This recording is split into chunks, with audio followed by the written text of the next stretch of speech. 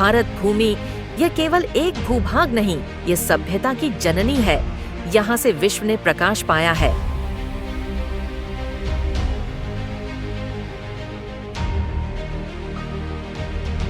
अयोध्या के राम, जिन्होंने मर्यादा का दीप जलाया। मथुरा और द्वारका के कृष्ण, जिन्होंने गीता का अमृत दिया।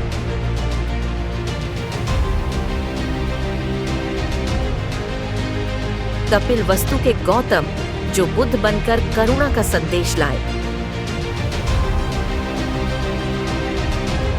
वैशाली के महावीर, जिन्होंने अहिंसा का मार्ग दिखाया। और 19वीं शताब्दी में कलकत्ता के नरेंद्र दत्त, जिन्हें हम स्वामी विवेकानंद कहते हैं, जिन्होंने शिकागो से पूरी दुनिया में सनातन का दीप प्रज्वलित किया। इसी परंपरा में 20वीं शताब्दी के उत्तरार्ध में गुजरात की धरती पर एक और बालक ने जन्म लिया।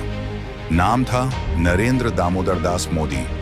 एक गरीब परिवार का बेटा, लेकिन सपनों में विराट भारत, जिसने जीवन की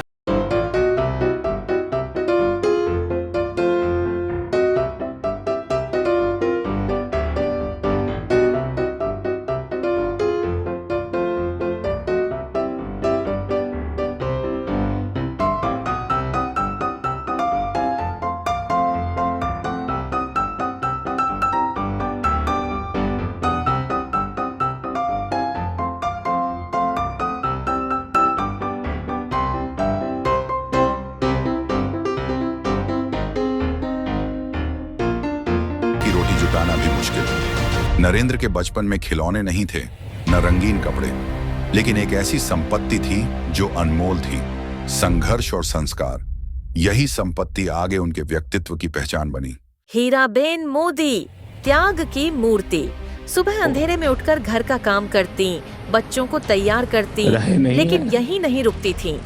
घर का खर्च चलाने के लिए पास पड़ोस के घरों में भी बर्तन मांजती, झाड़ू पोंछा करती।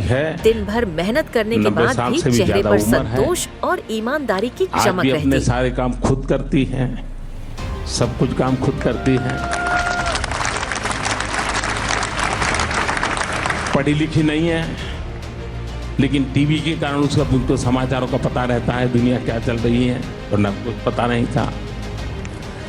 अब जब हम छोटे थे तो हमारा गुजारा करने के लिए वे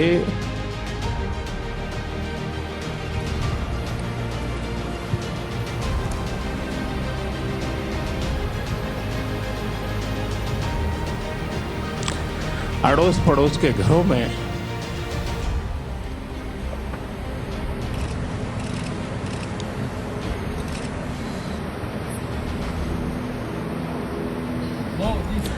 बर्तन साफ करना, पानी भरना,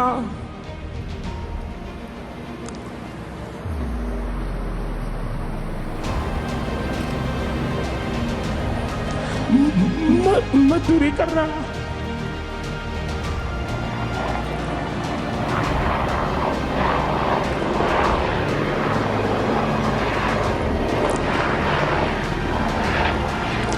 आप कल्पना कर सकते हैं कि एक मां ने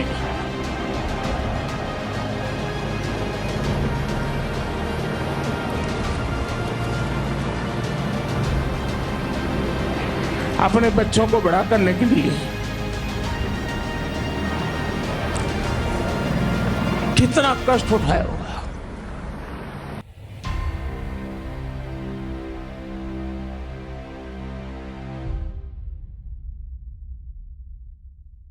नरेंद्र बचपन से ही जिम्मेदारी समझने लगे थे।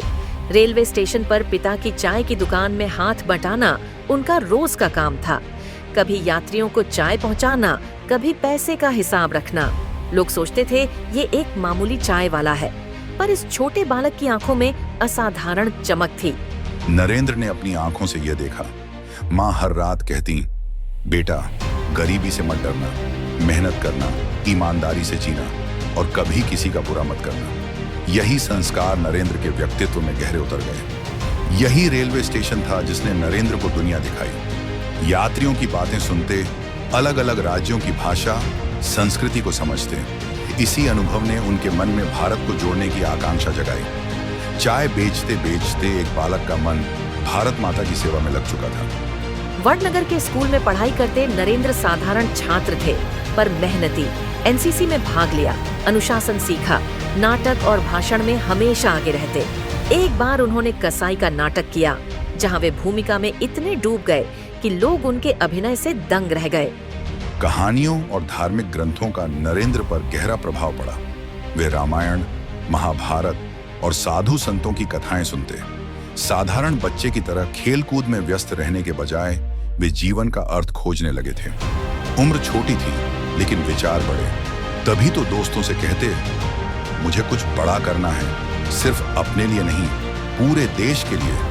किशोरावस्था तक आते आते नरेंद्र का मन और बेचैन हो गया। उन्हें लगता जीवन केवल खाने, पहनने और कमाने तक सीमित नहीं है। जीवन का उद्देश्य है सेवा, राष्ट्र के लिए जीना। इसी बेचैनी ने उन्हें हिमालय की ओर खींचा। घर से निकल पड़े सत्य और सेवा की तलाश में। वहां साधु संतों के बीच रहे, तप, ध्यान और त्याग का अनुभव किया। हालांकि बाद में वापस घर लौटे, लेकिन यह यात्रा उन्हें और गहरे रूप से राष्ट्र सेवा के लिए तैयार कर गई।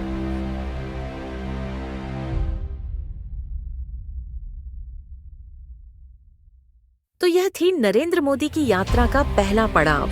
बचपन से लेकर युवावस्था की दहलीज तक एक ऐसा जीवन जो गरीबी से भरा था, लेकिन जिसने अपने संस्कारों से महानता की नींव रखी।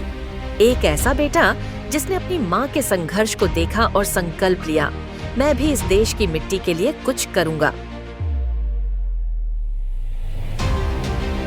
लेकिन कहानी यहीं खत्म नहीं होती, ये तो बस शुरुआत है। अगले एपिसोड में हम देखेंगे कैसे नरेंद्र का झुकाव संघ की ओर हुआ, कैसे राष्ट्रवाद उनकी आत्मा का हिस्सा बना और कैसे एक साधारण स्वयंसेवक की यात्रा राजनीति की ओर मुड़ी। बने रहिए हमारे साथ एको नाव पर, शून्य से शिखर तक।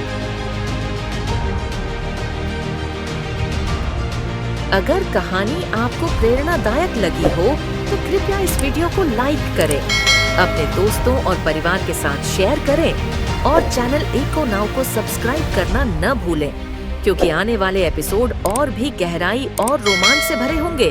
भारत माता की जय। वंदे मातरम।